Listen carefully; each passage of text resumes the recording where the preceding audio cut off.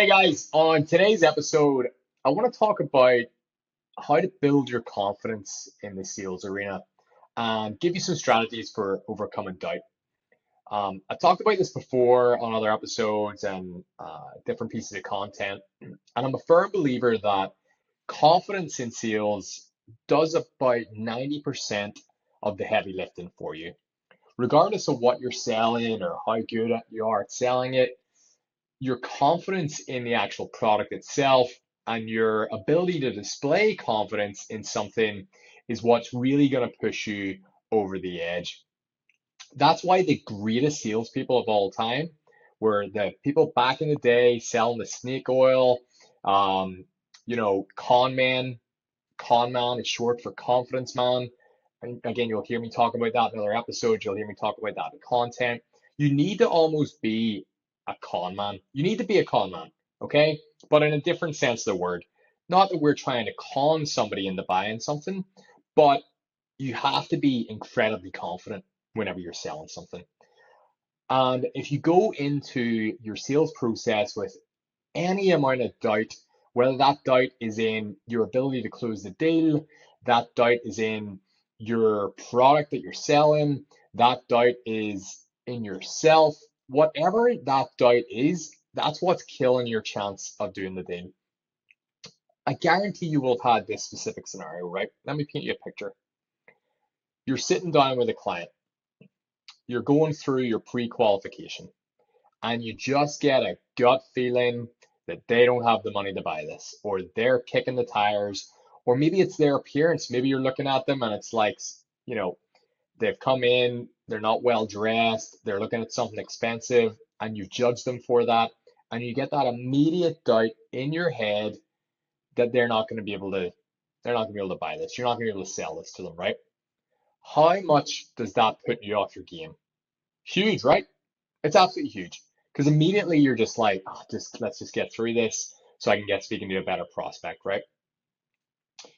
That element of doubt that you've allowed to creep into your mindset is going to destroy that opportunity. Okay. Whether that person can or can't buy is a different thing. Okay. You should still go into every sales scenario thinking that you can win because, in my opinion, sales is a game. Okay. You're playing a game. That's how I treat it. You're playing a game and you're playing to win. Okay. If they don't buy, they win. Okay. If they do buy, you've won. Okay. Regardless of whether they wanted to buy it or didn't want to buy it or they were on the fence or whatever. Okay. If you close the seal, you win. You win the game. Okay. It's winners or losers. Okay. You either win or you don't win. It's simple as that. And that's how life is. Okay.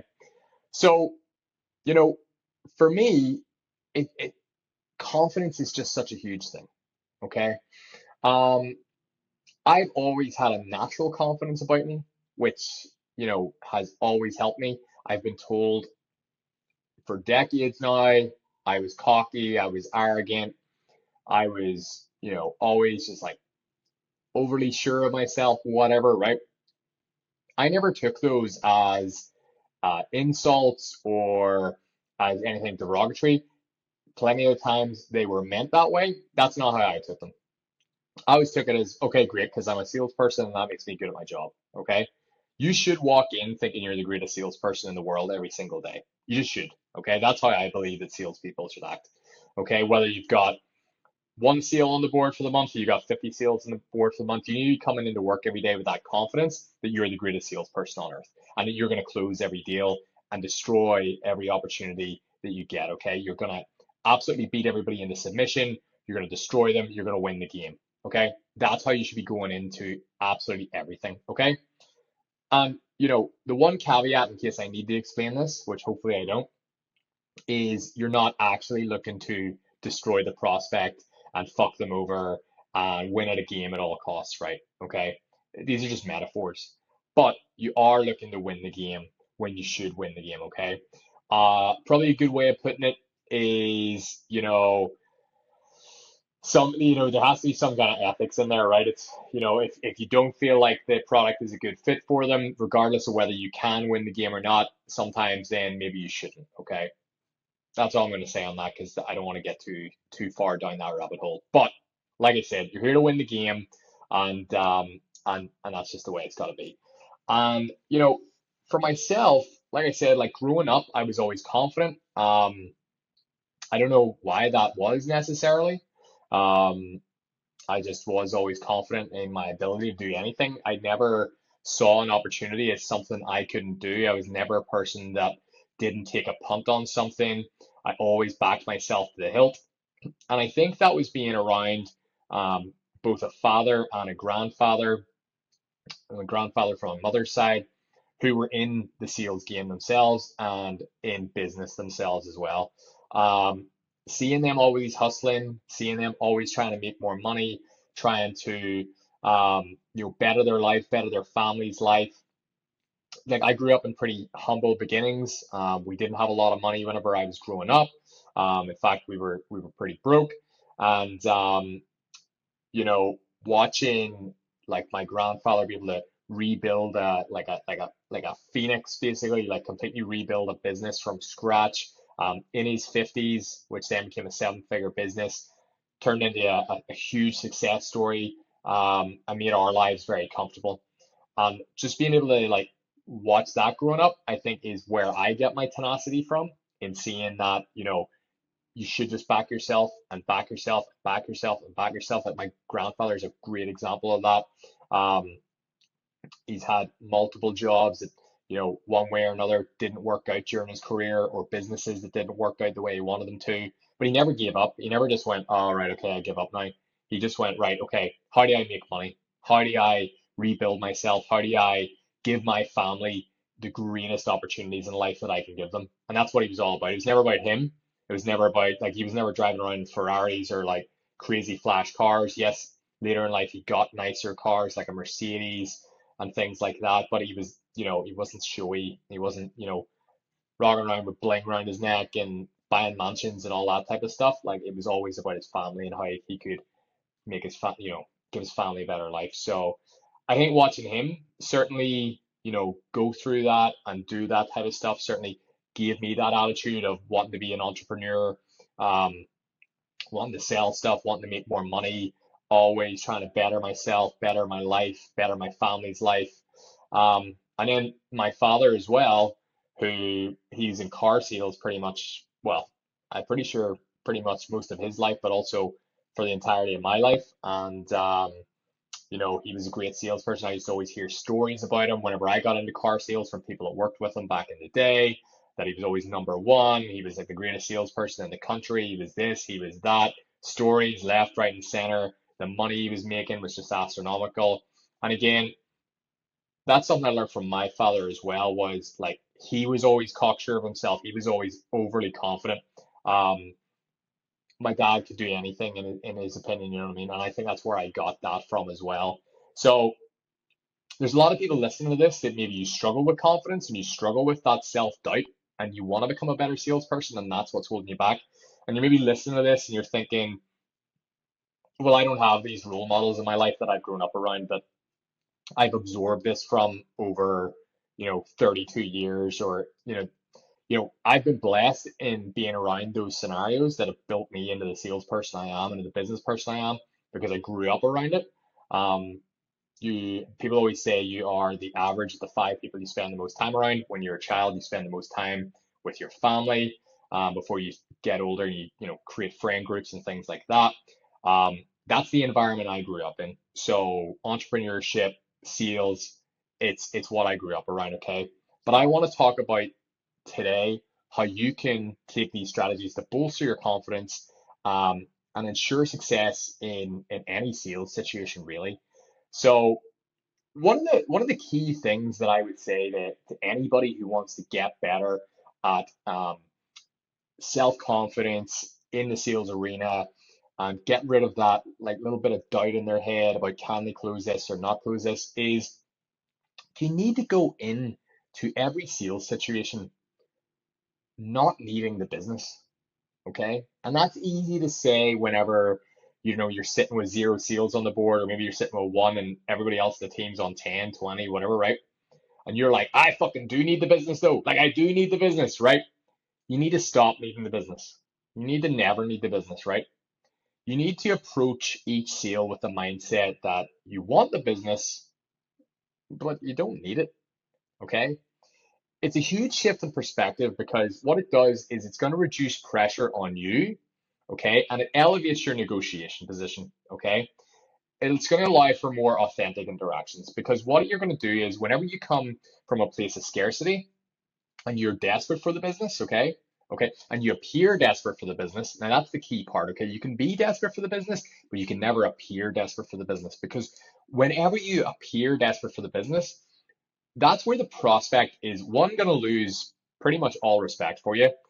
Two, they're gonna know that they have you by the balls, so they're gonna haggle, they're gonna negotiate. They're not gonna want to do things on your terms because they're like, well, this guy fucking needs me, okay?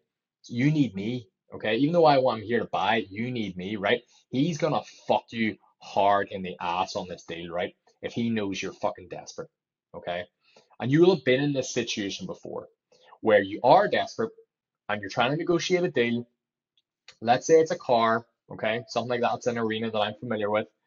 Let's say you're dealing on a car and the guy says, you say to him, okay, look, the car is 30 grand.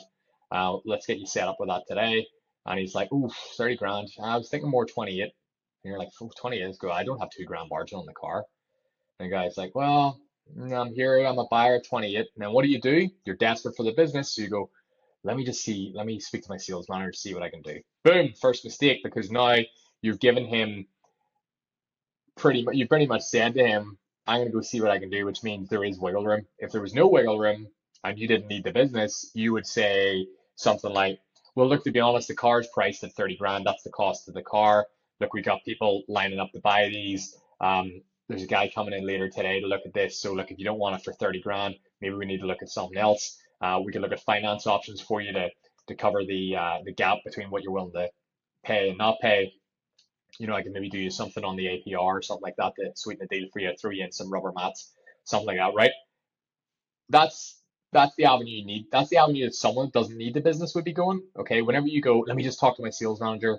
Okay, then you go into a sales manager and you're like, he wants to buy it for 28. He wants to buy it for 28. Can we sell it to him for 28? Like, I need this deal across the line. The sales manager's like, 28 grand. He goes, I'm not knocking 2 grand off. We don't have, the margin on it's probably 1,500. Or, knock 200 quid off for him there, way back out, right? Now you go back into the customer and say, look, I can do it for 20.98, but that's it. And then he's like, no, not 28. And then you're like, right, okay, well, let me see what I can do. And you go back into the sales manager because he really wants to spend 28 grand on this car. Like, I really need this seal, and I really need this seal, blah, blah, blah, blah. Your sales manager's like, right, take 500 off and, blah, blah, blah. And you go back and forth, you go back and forth, you back and forth, right?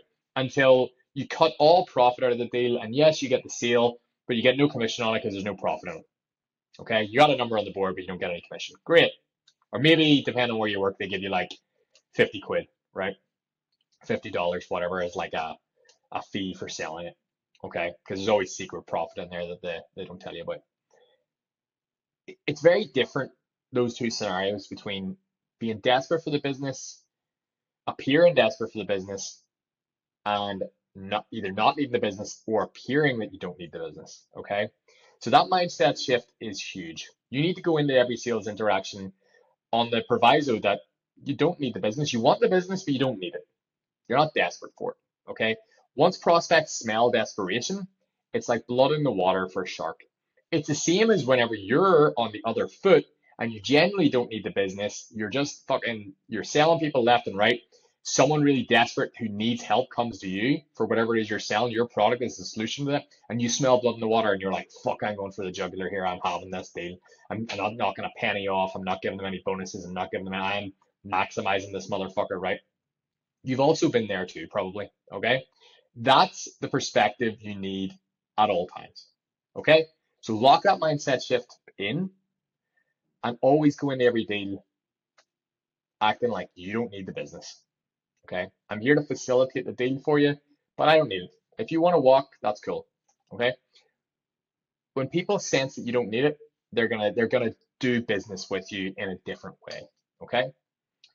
Now, the next strategy, I'm going to circle back to something I said earlier. You need to remember it's a game. Okay. For me, and the way I teach sales and the Trojan Horse sales system, Sales should be fun, okay? You should be treating it like a game, okay? It's because that's going to alleviate stress for you. Who gets stressed playing a game? Maybe you're fucking playing Call of Duty online and that stresses you out, or you're playing FIFA or something and that stresses you out. Not talking about that type of game. Generally just a fun game, okay? If when you play it like a game, it's going to alleviate the stress. It's going to help you stay focused on the joy of the process rather than the fear of failure. And that is such a huge part of this, okay? I try to make sales fun for me and fun for the prospect. Okay. That's all part of it. I like to keep it humorous. I like to keep it light. I just like to make it enjoyable. Like I said, I like to make it a game. I'm here to win. Okay. I've never entered a game that I wasn't trying to win in my life. Okay. I'm always annoyed when I lose games. Doesn't matter if it's a video game, a board game, playing soccer, playing football, playing whatever, like whatever it is, right? It doesn't matter what it is. I'm there to win. Okay. It doesn't matter whether I'm good at it or bad at it, or I'm talented or not talented, or I'm the worst player on the pitch or whatever. I'm there. I'm still there to win. It's a competitive nature that I have in me, and it's competitive nature you should have in you too. So play it like a game. Okay. Create it into a game for yourself. Okay. Make it fun. Make it fun for you, make it fun for the prospect, okay? If you can treat it more like a game, stress levels are going to come down. And that ties back into the other thing. It's desperation is going to kill you, okay? So no matter how desperate you are, just tone it down. Don't be stressed. These things always come, okay? Unless you are just really not cut out for sales at all, okay? Like you could maybe go, everyone goes through a little bit of a dry patch, right? Okay? The thing that I remember sales managers used to always say to me or any other guys that on the team that would have got, dry patches or whatever, it's like they always end. Okay. Like a dry patch doesn't like if you go 3, 4 days and you haven't made a sale, right? Like you're gonna make a sale. Like it's gonna happen. Like unless you are completely hopeless at this, right? If you've previously been shit hot at the job, you don't just automatically become useless. What's happening is you've either had a run of terrible prospects or a combo of this or entirely this in that you went into desperation mode, like I said, you've let it get into your head and you're fucking up sales that actually be really easy. You're probably skipping part of the process. You're probably not going into as much detail as you are. You're probably thinking, oh God, here's another time waster. And you're letting self-doubt creep into your head that you can close the deal. Okay. So to go back to the original point, don't be getting desperate. Okay. Don't show any desperation and keep it fun. Turn it into a game. Okay. The next thing that I think you need to work on as well is that you just need to learn every single time. Okay. Embrace every sales encounter as a learning opportunity. Okay. Whether you close the deal or you don't close the deal, what this mindset promotes, okay, is continuous growth and resilience. Okay. What you're going to do is you're going to turn potential setbacks into valuable lessons for yourself. So whenever you come out the back end of a deal, okay, whether you've closed it or not closed it, probably more important on the ones that you don't close is if you are doing them over Zoom or something like that where they're recorded, go back and watch them. Okay, go back and watch them even better with a sales manager, a third party who can be like, I don't think you did great there, whatever. Maybe you have a sales coach, somebody like myself, someone who can like look at this information for you and give you feedback, right? Okay, that is huge for you getting better at this and building your confidence because what you're going to be able to do there is you're going to be able to watch these back, okay?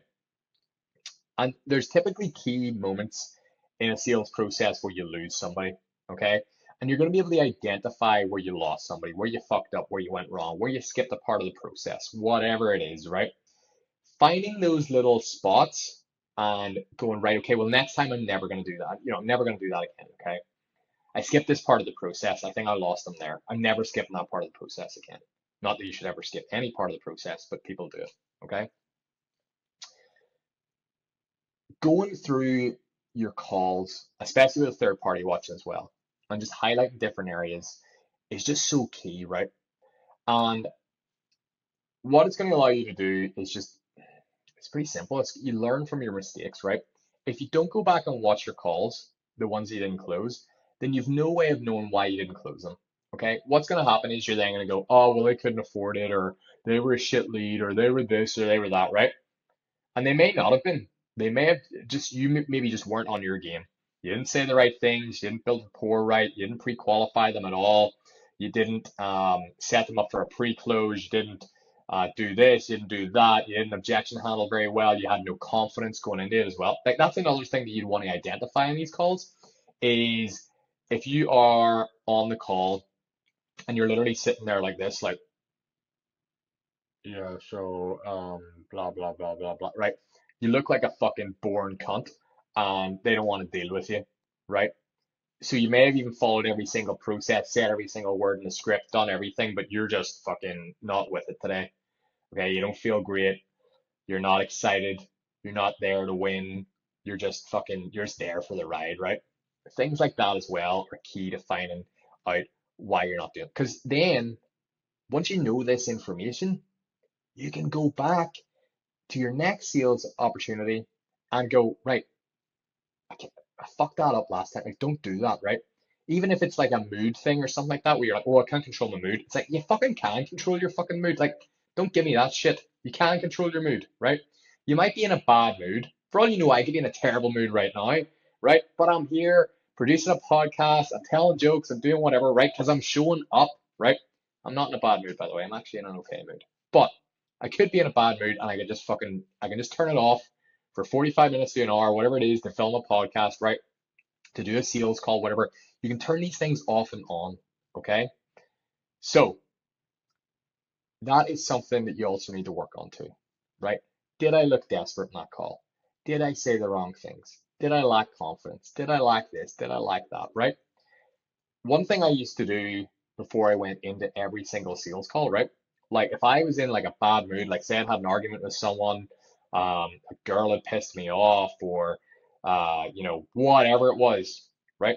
And I had a sales call coming up in 10 minutes. I would literally sit like I've done this on I don't remember if it was a podcast or a reel or whatever before, but I would literally sit before and just slap myself in the face like bang, bang, bang, bang, bang, get myself into the zone and be like, right, it's sales time. And when the Zoom call would turn on, when they would join the Zoom call, I'd be sitting there like this. Okay, I can't see myself, but if I look goofy as fuck, I probably didn't look that bad. But I would sit with like a smile on my face, ready to go. Because the first impression I want them to have is that I'm in a good mood. I'm there to serve them. I'm there to help them. I'm there to facilitate them purchasing, right? Okay. So again, if I wasn't to watch back my calls and I wasn't to be like, all right, shit, I fucked that up, I wasn't in good form, whatever, right? I would never know that that is what cost me the sale.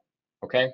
So make sure that you are watching your calls back, or whatever format you do it in, you are reviewing, even if you are doing face to face and things aren't recorded, okay, and you have reflection time after and you didn't close the deal or you did close the deal or whatever, sit and reflect for 5-10 minutes, unless you've got like back-to-back appointments, right?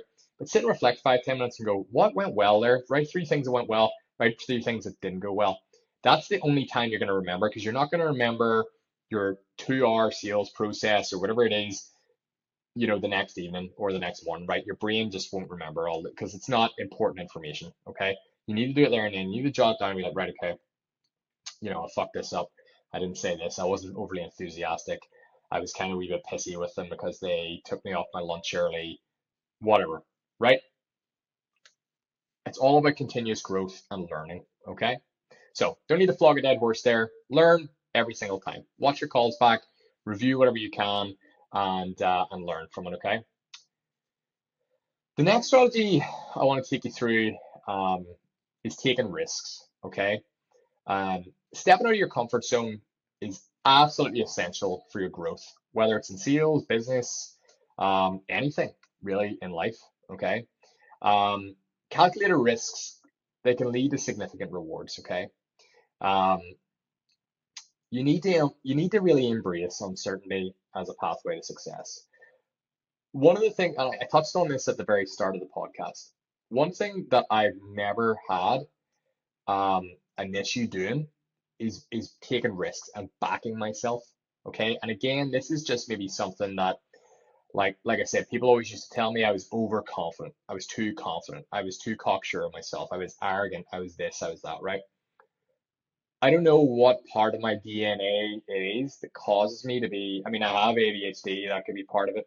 I take risks when I probably shouldn't take risks. I'm not a big gambler or anything like that. I don't gamble, um, on sports or things like that. But I do take big risks when it comes to like my life and business. There's been times when I bought properties that I probably shouldn't have been buying.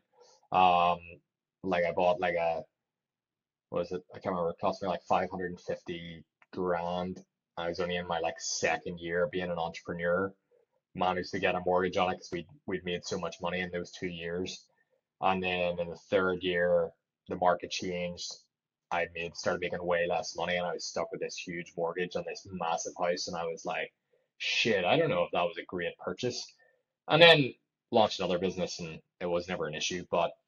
And that was it. That was a risk too, because then I canned that business to launch the other business. Okay. So like I went from a successful business that was on a bit of a downturn, took a risk to completely fucking abandon it to launch a completely new business, which I didn't even know if it was going to take off or not.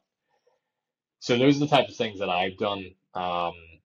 I remember over COVID, I quit my full-time job. I was making, I don't know, 50, 60 grand a year, maybe even more than that with commission.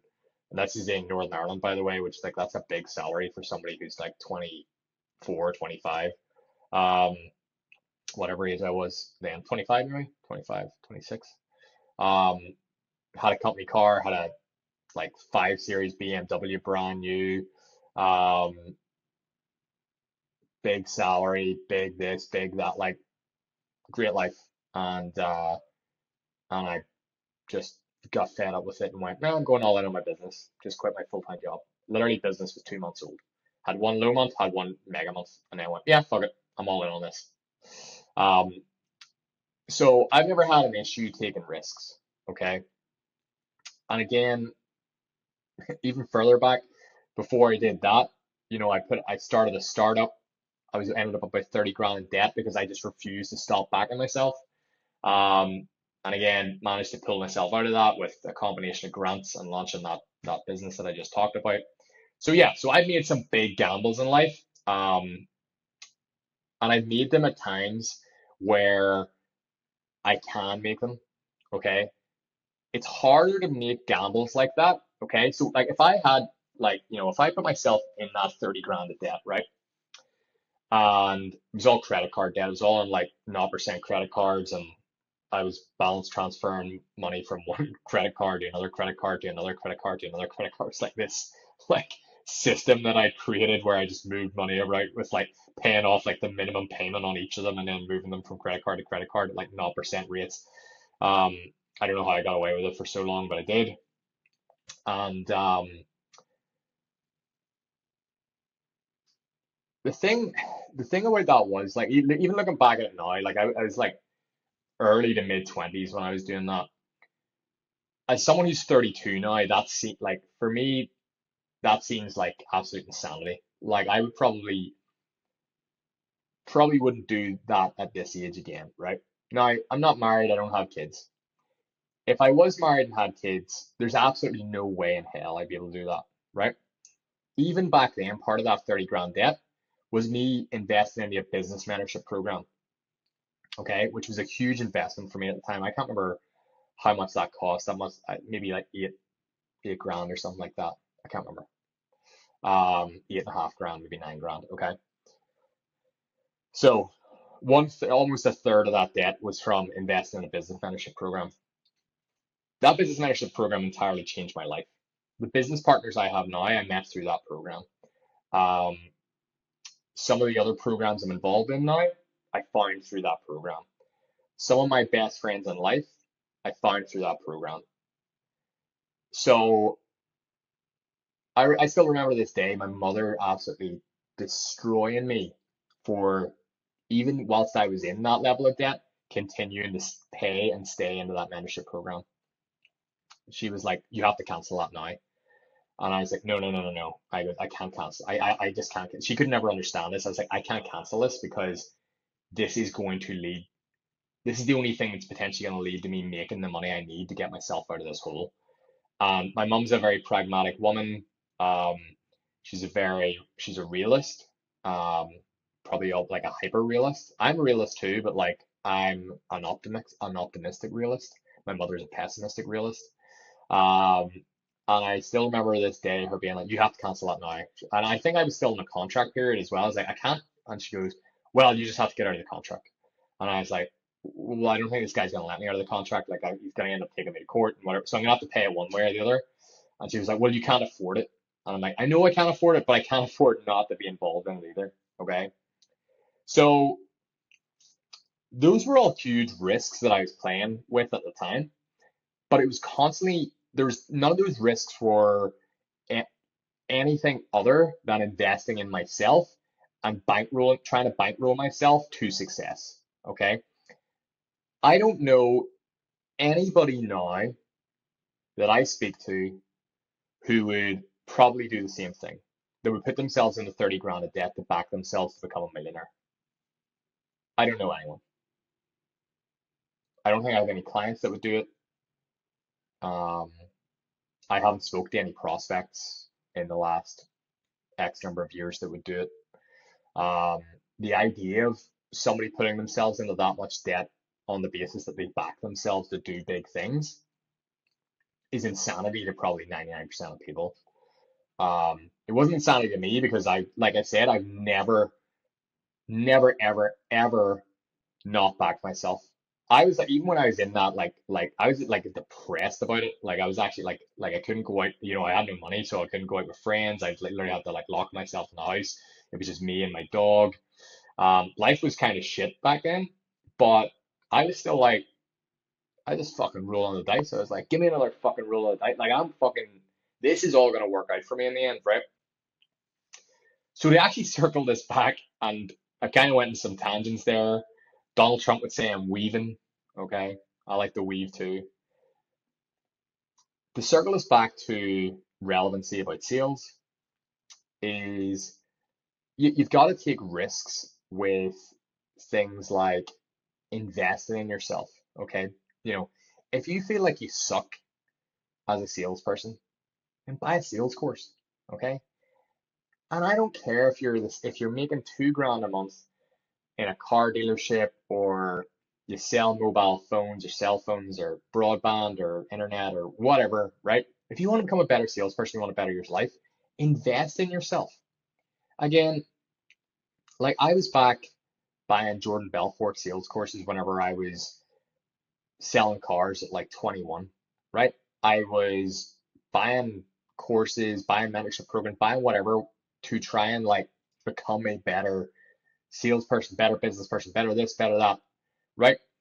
They're all risks, they're all inherent risks, okay? If you are listening to this now and you're in a position where you either, you live at home with your parents, your grandparents, or whatever, or your rent's not particularly high, maybe you have a roommate, maybe you live with your partner, you don't have any kids yet, you don't have this, you don't have any of these like huge responsibilities in life yet. Now is the time to take the risks on investing in yourself, okay? Because it's essential for your growth. You're not just gonna like become the person you want to be from listening to a podcast or listening to 10 podcasts or listening to business gurus and okay, like the stuff that people give away for free is great, right? There's value. I hope you're getting incredible value from my podcast. Okay, it's great, but it's not the same as like being mentored by somebody who knows what they're talking about. It's not the same as being on a program with modules and homework and courses and things like that, right? Like the only way I can liken it to is like going to medical school versus watching fucking Grey's Anatomy, right? Or watching House, right? You watch House and you fucking everybody's got lupus. And you're like, fuck, I could probably diagnose lupus by now, right? It's not the same as you watch 10 seasons of House now, you feel like you diagnosed lupus. It's not the same as going to medical school, right? So you got to take risks. You got to step out of your comfort zone. If you struggle with, you know, self confidence, then maybe you need to like invest in a mindset coach. Okay. Maybe you need to, like I have a mindset coach, a mindset performance coach. incredible guy called Kieran, Total Mental Performance, give him a shout out. Um, that's a monthly cost that I have that I would probably never give up now because of everything that it's done for me. He's great. So if you struggle with self-confidence, maybe that's the type of thing that you need to look into. Not that that's not what I go to him for, but like I know he helps other people with confidence and things like that. His business does that. There's courses out there as well if you don't want to be mentored, there's different things, but you need to take risks, okay? And also, you also need to take risks as well when you're actually doing the sale. So whenever you're actually selling something, right? Sometimes it can pay off to be a wee bit cheeky, to take a bit of a risk, maybe you're sitting thinking, goes, oh, they're not gonna like it whenever I push hard for the sale. But sometimes you just have to take that risk and say, no, fuck what that little voice inside my head is telling me. I'm gonna fucking take the risk and I ask for the business. I'm gonna overcome the objections. I'm gonna fucking push hard to get this deal done today. And a lot of times pays off. So yeah, I've weaved in and out pretty heavy there. Um, but you need to take more risks. If you struggle with your confidence and you need to build your confidence more, one way you can do it is by taking risks, and hopefully those risks paying off and giving you significant rewards. Because that is going to, like I said earlier, it's going to encourage you to just embrace that uncertainty a wee bit more as an actual pathway to success. So the next thing I would say as well for building up your confidence is celebrate the small wins. Recognize and celebrate every success. Okay, it doesn't matter how small it is, how big it is, whatever. Even if it's a tiny little win, this particular practice, it's just going to help you build momentum and it's going to foster a more positive outlook. Okay, um, it'll reinforce your confidence with every single little achievement. Okay, so like for me, like I'm just like I have my sales guys ring the bell metaphorically because we are all work remote on Slack. It doesn't matter if they do a deal that's worth $300, something low ticket, or they do something worth $30,000 high ticket, right? I want them to celebrate every single thing. And whenever they post it in the Slack channel, they celebrate, they give us the breakdown of the deal. They're like, woohoo, yeah, I've done this, bang, bang, bang, bang, bang, bang, bang. Right? Awesome. Okay. Then we all celebrate that together. We all go in, heart emojis, fire emojis, well done, good job, bro, bang, bang, bang, bang, bang. We really celebrate that all with them, okay? So celebrate your wins, okay? Doesn't matter how big they are, how small they are, whatever, celebrate the wins, okay? Whether you have to celebrate it by yourself, give yourself a little, okay? Um, or you have a team to celebrate with, make sure you are actually celebrating because it just increases that positive outlook on everything, okay? It reinforces your confidence, and it gives you that feel good factor to go and do it again. Okay, so always celebrate your little small wins. Okay, create a ritual for yourself. If you are someone who's isolated, you're selling remote, doing whatever, create a ritual for yourself that enables you to celebrate the small wins. Okay, I was gonna say like give yourself a piece of chocolate every time you close a deal, but then you might end up being really fat. So maybe don't do that. But yeah, like think of how like you reinforce something positive with a dog, right? You want a dog to do something. You're trying to teach them how to sit. What do? You give them a treat. They get a treat every time they do something good. And then that creates that positive feedback loop in their brain being like, well, whenever he says sit and I sit, I get a treat. So I should probably sit every time he says sit. And then over time, it just becomes built into their brain that they do it regardless of getting the treat or not. At the start, you got to give them the treat because you got to create the positive feedback loop in their brain. And then you don't anymore. So do that to yourself, okay? Celebrate your small wins, whatever way you want to do it. Ideally, don't become really fat, okay, every time so create, think of something else, Um, Now, the last little thing I want to get into in regards to building your confidence is visualizing your success, okay? Implement visualization techniques to anticipate successful outcomes, okay? Um, you want to mentally rehearse things, okay? Preparing for sales encounters, okay? Whenever you rehearse something, you become more confident with it. If you envisage a positive interaction and a victory, it's more likely to happen. As I said earlier, if you go into something and you know you go into it negative, like with a negative thought, and you go into it thinking, I'm not going to close this deal today, whatever, okay, then inherently, you know, it's just like things aren't going to go the way you want them to, okay? So you want to be able to sit down with yourself. Like I said earlier, I would sit down with myself beforehand, slap myself, get myself in the zone. But not only do you want to do things like that, but you want to rehearse it in your head, right? What I would have always done before prospects would, before I would have a prospect on a call, whatever, is I would go through as much information I had on them as possible. We have like a pre-qualification form, right? So I would always fill that out ahead of time.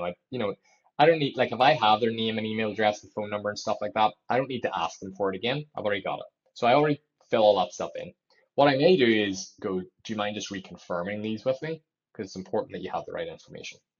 But you don't need to ask, all that stuff. Like, that's just a waste of your time. So I would also go through, any application forms they put in, any information that they put in, right? So again, let's say this is for selling high ticket coaching, okay, they would normally fill out an application form, okay? So any of those details that they filled out there, I'll have them jotted down in the form already, okay? And in my head, I'm rehearsing how I'm going to actually pitch to them, okay? What I want to highlight, what I want to really get in depth with, okay? What is the key pain point that keeps coming up for this person, okay? If you have that rehearsed in your head already, that's going to make it way easier to actually go through that with somebody in real time, okay? Um, Whenever you're actually going through it with somebody and it's already kind of in your head that you want to focus on certain points and things like that, you're giving your brain less to work, like you're giving it less work. So it means it doesn't have to work as hard, which means when it does need to work harder, to maybe think of something on the fly or think of how to handle an objection or whatever. Okay, you haven't used up all this energy thinking up nonsense, right? So try and rehearse things as best you can. Okay. Uh, if let's say again, like go back to like car sales, for example, let's say you're selling a car, right? They've said, like, I want to look at an A3, I want to do this, I want to do that, right? Go through the A3 booklet in advance, okay? What are the key things that they've said that they're looking for that are in the A3 booklet? Okay, well, those are on pages 3, 6, and 7. Okay, cool. So you're not having to go, oh, let me just have a look at the booklet here. It's on one of these pages, right? You're like, yeah, okay, bang, bang, bang. Yeah, so as you can see here, the car's got this, and it's got 19-inch alloy wheels, and it's got blah, blah, blah, blah, blah, right? You already know that ahead of time, okay? You may even like, you want to, the car that they're likely to want to test drive, have the keys already in your pocket, okay? Have the car already fueled, have the car waiting to take them on a test drive, okay? Having these things already mentally rehearsed ahead of time, okay? It's gonna create a better environment for them, create a better environment for you, okay? It's more positive interaction. There's less faffing about, there's less negativity, okay? And like I said, visualize success. So you want to go in there thinking, I'm gonna win. I'm here to win. I'm here to fucking win, right? I'm here to be victorious by the end of this because it is a game. You are there to win, and ultimately, that's what it's all about. Is in the nicest way possible, taking the money from their pocket and putting it into your own. So we're gonna wrap things up there. I appreciate you tuning in as always. Hopefully you've taken away some value from that. And if you got any questions or any comments, leave them below the podcast, whether you're listening on YouTube, Spotify, whatever. You can comment down there. And any questions, I'm happy to respond to. So see you later. Take care.